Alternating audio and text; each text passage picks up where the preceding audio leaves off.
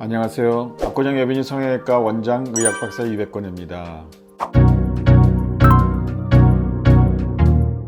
네, 처진 유방은 여러 가지 원인이 있습니다. 근데 일반적으로 젊은 분들이 좀 처진 유방을 보이는 경우는 선천적으로 유방이 크다든지 아니면은 유방의 위치가 그게 좀 처져 보이는 경우가 있고, 대부분 출산과 모유 수유를 통해서 피부가 많이 이렇게 톤이 떨어지고 늘어지고 유방 조직이 위축이 되면서 그렇게 해서 그 유방이 처지는 경우가 가장 많은 경우입니다. 그 외에도 뭐 심한 체중 감소가 있다든지 그런 경우에도 유방이 처질 수 있습니다.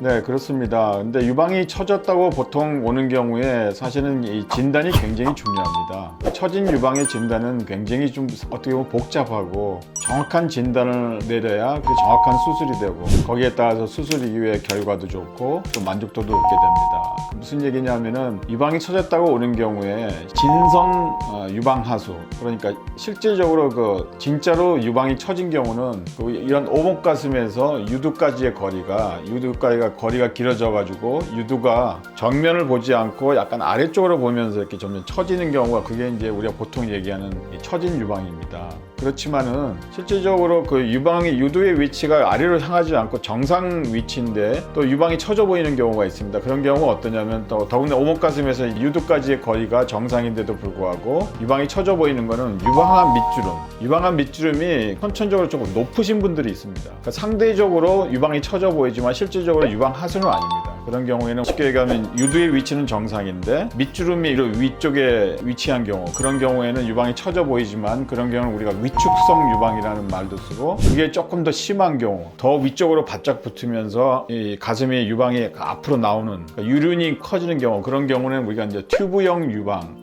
그런 말이 있습니다. 그것도 정확하게 진단을 해야 되고 거기에 따른 수술 방법이 또 다릅니다. 그거 외에도 유방 자체가 유두 위치는 전혀 처지지 않고 유두는 정면을 보고 있는데 아랫부분, 그 우리 유방 하부라 그러는데 유방의 그 피부하고 아랫부분이 이렇게 처진 경우, 아랫부분이 처진 경우도 유방이 처져 보이는데 그런 경우는 우리가 가짜 유방 하수다 이렇게 또 진단을 내립니다. 그래서 그런 경우도 있고, 유두는 정면을 보고 있는데 유두하고 유방 조직 자체가 전체가 다 이렇게 밑주름까지 다 같이 떨어지는 경우가 있습니다. 그런 경우에는 이제 우리가 유선형 유방 하수, 그런 우리 진단이 내립니다. 그런 진단이 왜 중요하냐면 수술 전에 그런 걸 정확하게 측정을 하고 판단을 해야 또 거기에 따른 수술법이 다르기 때문에 수술 전 그 검사가 진단이 굉장히 중요합니다.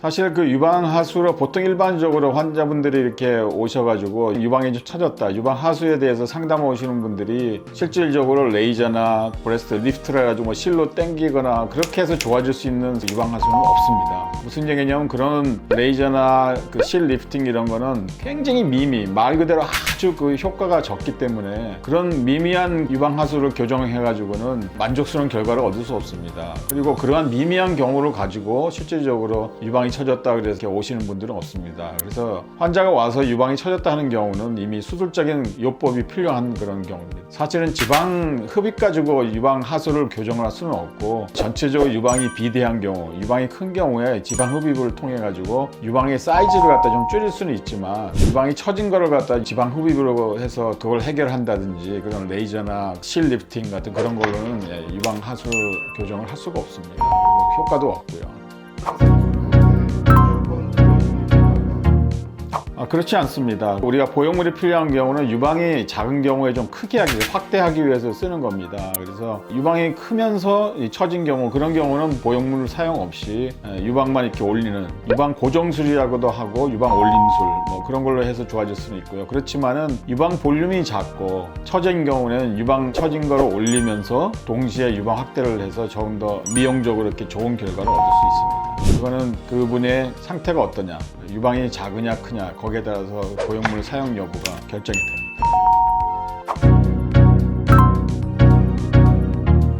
네, 상당히 많습니다. 어떤 수술이나 다들 가질 수 있는 기본적인 염증이나 뭐 혈종이나 여러 가지 있지만, 특히 이제 유방하수인 경우에 우리가 생각을 해야 되는 수술의 합병증이라고, 어떤 문제점이라고 우리가 생각할 수 있는 거는 결국은 수술적인 방법이기 때문에 이 처진 거를 얼마나 예쁘게 이렇게 올리느냐, 그게 첫째고, 두 번째는 그런 수술적인 방법으로 인해 가지고 생기는 수술로 인한 그 수술흉, 그게 가장 문제입니다. 그래서 가장 이상적인 거는 수술흉을 최소로 남기고, 그러면서 미용적인 효과를, 처진 거를 갖다 교정하는 그런 수술이 이루어져야 하는 게 유방하수의 그 교정술에 가장 중요합니다. 그래서 수술로 인한 흉을 최소로 하면서 그분의 어떤 상태에서 어떻게 하면은 그 유방을 좀 예쁘게 만들 수 있는가, 그게 판단을 잘 하고 거기에 따른 수술이 잘 이루어져야 한다고 생각합니다.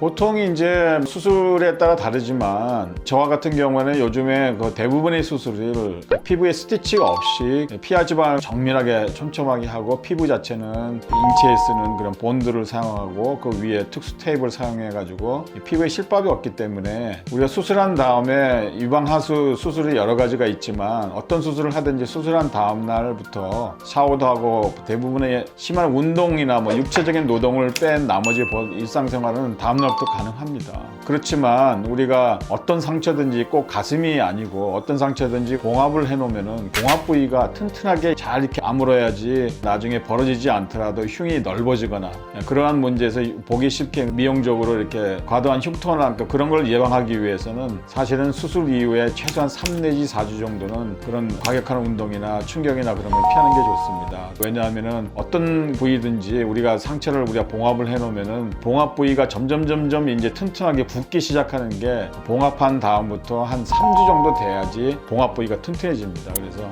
그런 그 약할 때는 특히 이제 흉터 면에서는 그 조심해야 되는 게 좋습니다. 일상적인 생활은 다음 날부터 가능하지만 그 과격한 운동이나 어떤 충격이나 그런 거는 최소한 한 달 정도는 조심하는 게 수술 후의 결과를 위해서 굉장히 중요합니다.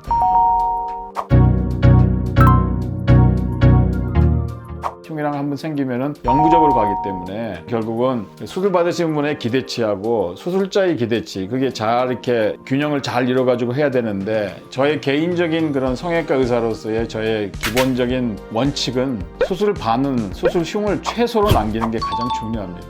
그래서 일반적으로 얘기할 이런 경우는 뭐 수직 반응법 해가지고 유륜 주위뿐만 아니고 좌우 폭을 줄이기 위해서 아래쪽에도 피부를 제거해야지 모양이 예뻐진다 이렇게 해서 또 아래쪽에 수직 반응법을 한다든지, 그거보다 더 심하게 O자로 남긴다든지 그렇게 수술을 하는 경우인데, 저는 거기에 대해서는 다 반대입니다. 왜냐하면 유륜 주위로만 최소한만 수술을 해도 충분히 우리가 100점을 얻지는 못하지만 한 90점 이상을 얻을 수 있는 겁니다. 그래서 가능하면 수술로 인한 그 흉을 갖다 최소한 줄이고, 그 다음에 그 미용적인 효과는 조금 기대치는 떨어지더라도 그렇게 얻는 게 가장 이상적이라고 저는 이제 생각을 합니다.